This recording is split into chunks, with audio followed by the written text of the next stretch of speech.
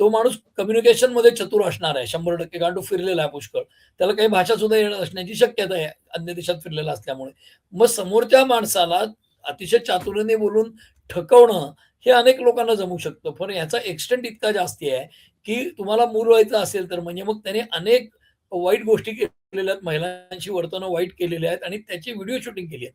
म्हणजे त्याच्याच मोबाईलमध्ये काही चित्रफिती सापडलेल्या आहेत, त्या अतिशय भयंकर आहेत.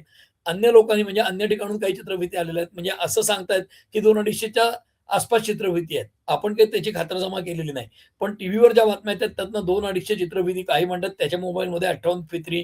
तर हे सगळं महिलांची गैरवर्तन जे आहे त्याच्यावर काय ते पोलीस तपास होईल.